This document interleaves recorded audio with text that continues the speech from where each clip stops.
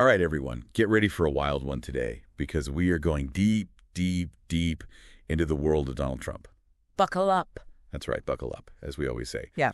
But especially today because we are tackling this document which lays out Trump's 2024 vision, and our source material is, well, how should I put this?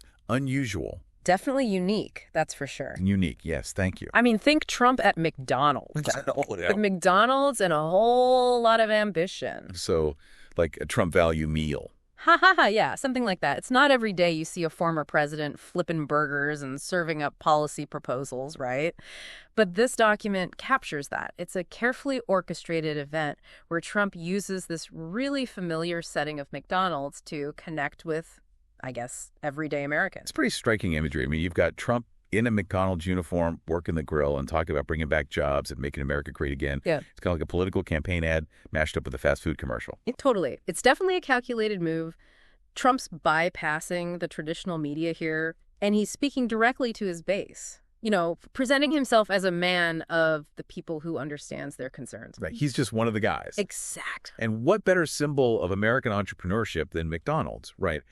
The document highlights how Trump praised McDonald's as this, quintessential American success story, and he ties that into his whole economic message. It's very clever, actually. He's connecting his policies with a tangible example that everyone knows, that his audience can relate to. It's like he's saying, look, McDonald's is thriving, and with my policies, America can thrive too. So let's get into those economic policies. The document says Trump talks a lot about his achievements during his first term. Creating jobs, low unemployment rates before the pandemic, rising wages. It's like he's dusting off the old playbook, focusing on what he sees as his economic wins. He touts the 2017 tax cuts, right? He argues they boosted the economy, put more money in people's pockets. But the document also acknowledges some of the criticisms of his economic policies, which is interesting. Oh, yeah, for sure.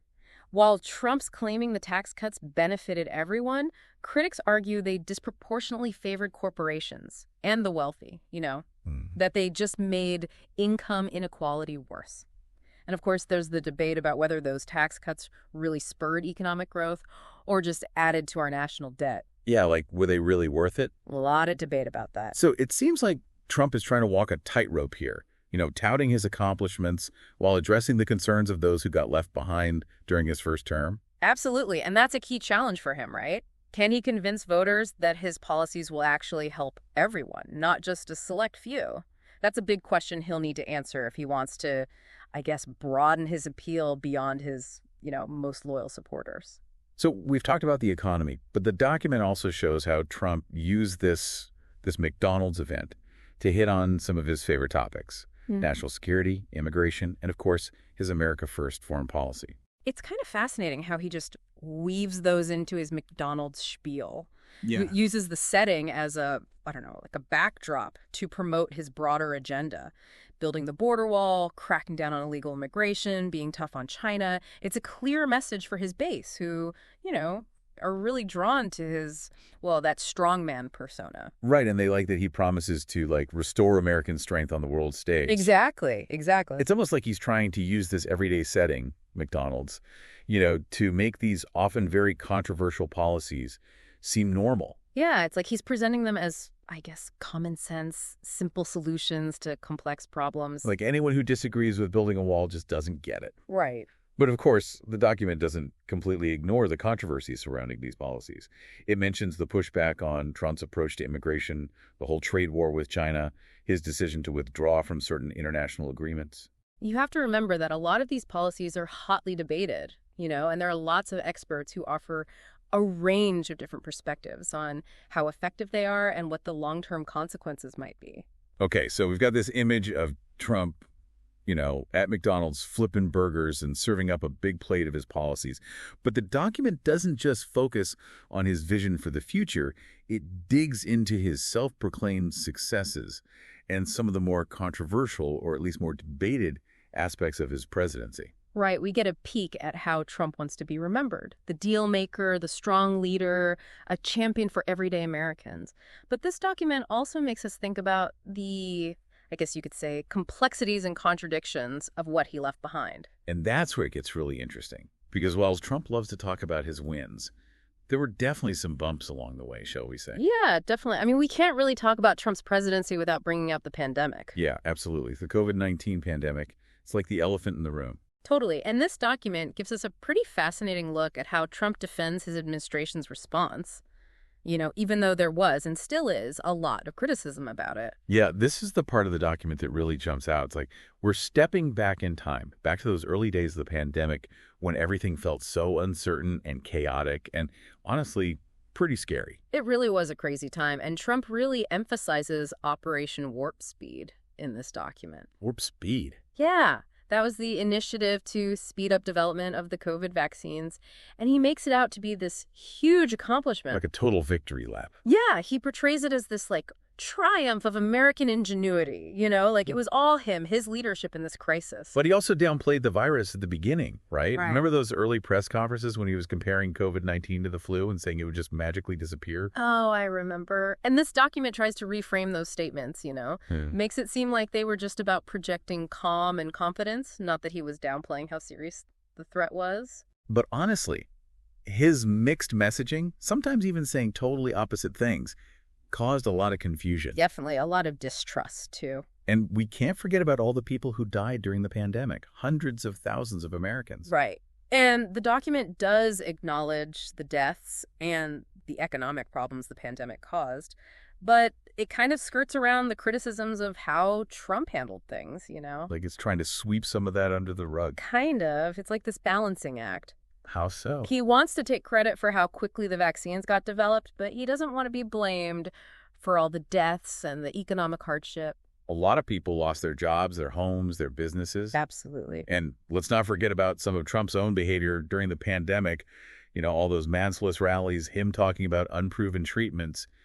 It felt like he wasn't taking it seriously at all. Yeah, and those things definitely made it seem like he wasn't that concerned about public health. Like his actions were speaking louder than his words. So the pandemic was obviously a huge moment in Trump's presidency and a turning point for a lot of people. But there was another big event that really shook things up. January 6th. Yes, the Capitol riots. The attack on the Capitol. This is probably the most controversial chapter of Trump's presidency, and the document doesn't really shy away from that. No, it doesn't. And it describes the events of that day and even acknowledges that Trump had something to do with the violence that happened, but it also tries to soften things a bit. I noticed that. Like it mentions Trump saying he was all about peaceful protest, but it also mentions that he got impeached because of it. Right, exactly. It's a delicate balance. On the one hand, he's got to try and appease his base, the people who still think the election was stolen. But on the other hand, he's got to acknowledge that attacking the Capitol was a very serious thing. And a lot of people hold Trump responsible for it. Yes, a lot of people do. And it's a really divisive issue. It makes you question if Trump should be allowed to be president again, you know? Right. If he even respects how our democracy works. Definitely.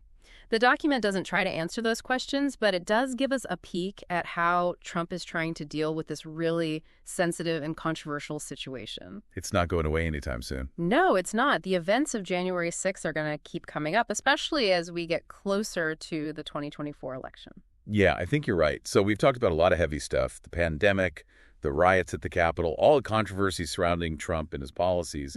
But this document is also about his plans for the future. His possible 2024 presidential run. It is. And despite everything we've talked about, Trump is a powerful force in American politics. He's got a lot of dedicated supporters, and he's clearly ready to jump back into the ring, so to speak. He loves a good fight. He does. And the document talks about his vision for 2024, which sounds a lot like his 2016 campaign, America First, bringing back jobs, strong borders, a powerful military.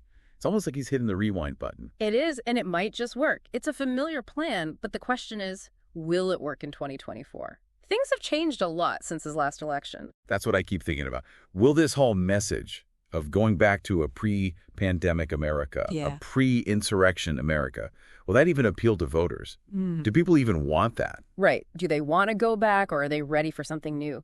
But I think what Trump's betting on is this anxiety that people feel, you know? They feel left behind by the government, and he's positioning himself as the answer, the guy who understands them. It's like he's the outsider. Yeah. Even though he was president just a few years ago. It's classic Trump, really. He's defying expectations, changing reality to fit his story. and we'll see if he can pull it off again. The document also talks about how Trump is still fighting against the deep state and the fake news media. Yeah. All that stuff he was saying back in 2016. Yeah, he's sticking to his guns. It works for his base, his supporters. They eat it up. They do. They see him as this victim, this lone warrior fighting against the bad guys. But all this talk about conspiracies and rigged systems, it turns off a lot of voters, too. Yeah, it's pretty alienating. So going into 2024, Trump has a lot to overcome. The pandemic, the Capitol riots, all those scandals. He does, but he's also a master of politics. You know, he knows how to get a crowd going, how to tap into people's emotions. Like a showman. Exactly. He's really fascinating and really unpredictable. Can he overcome everything that's happened? Can he reinvent himself and convince enough voters to give him another shot? We'll see. Big questions for sure. Yeah, big questions. And this document, it gives us some clues. A look into how Trump thinks, what his strategies are, and how he appeals to certain voters. It's a story that's still being written. And we are definitely not done talking about it. There's still so much to unpack, to analyze. Exactly. We need to go deeper. Think about what a second Trump presidency would mean. What are the challenges? How would it affect America? What would it do to America's place in the world? Absolutely. We need to connect the dots and look beyond all the sound bites and try to really understand what a Trump comeback would mean. And that's what we're going to do next time. You know, looking back at this document, I keep thinking about Trump's 2016 campaign and how similar it is to what he might do in 2024. Oh, yeah. Yeah, it's like he wants to bring back that feeling from back, like before the pandemic happened, before the Capitol riots. Like a return to simpler times. Exactly, a simpler time. Appeal to voters who are feeling, disillusioned with how things are now. Nostalgic for how things used to be. That makes sense. It's a smart strategy.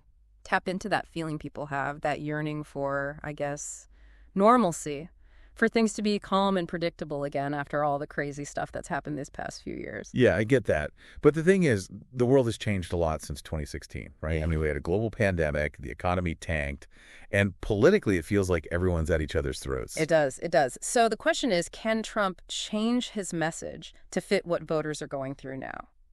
Can he convince them that he's got answers for today's problems, not just the problems from 5-6 years ago?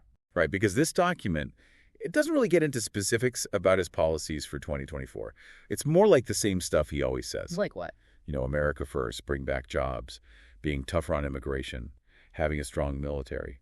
Like a greatest hits album, but of his political speeches. Yeah, I see what you mean. And that might be enough for his base, They love that stuff. But for everyone else, the people who aren't already on board with Trump, I'm not so sure. Yeah, me neither.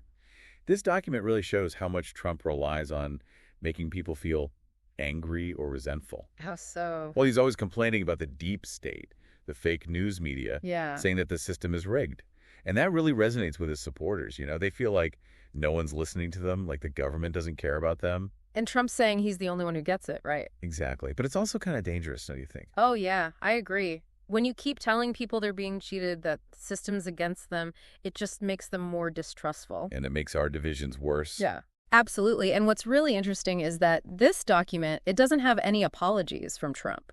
Like he's not taking responsibility for anything. Not really. It's all about blaming other people, minimizing anything that went wrong, and playing the victim. Classic Trump. Totally. And that's worked for him in the past, but will it work now? I don't know. Maybe voters want someone who will own up to their mistakes, someone who will learn from experience. Like they're tired of all the drama. Maybe. So can Trump change? Can he adapt? Can he offer a more, sophisticated vision for the future? Or is he just going to keep rehashing the same old stuff, the same grievances? These are the questions this document makes me think about. It's really fascinating and honestly a little scary because Trump, he really changed American politics. He did. He really did. And whether you love him or hate him, you can't deny that. He's charismatic. He's a master at getting his message out there, but he's also incredibly divisive. And this document, it helps us understand him a little better, see how he thinks, what he might do next. Absolutely. It shows us that to really understand American politics, you got to understand Trump. Well, that's about all the time we have for today. We've really dug deep into Donald Trump, his vision for America, what he says he's accomplished, all the controversies, and why he's still so popular with a lot of voters. It's been quite a journey, and this document, even though it's not what we normally look at, it gave us a really unique view into Trump's mind, his goals and his ambitions for a possible comeback. It really did. And we want to hear from you. What are your thoughts? What surprised you about this document? What questions are you left with? What do you think about the future of American politics, especially with Trump potentially running again? Thanks for joining us on this deep dive. We'll be back soon with another episode where we'll unpack and explore another fascinating topic that's shaping the world as we know it. Stay curious, keep asking questions, and until next time, keep the conversation going.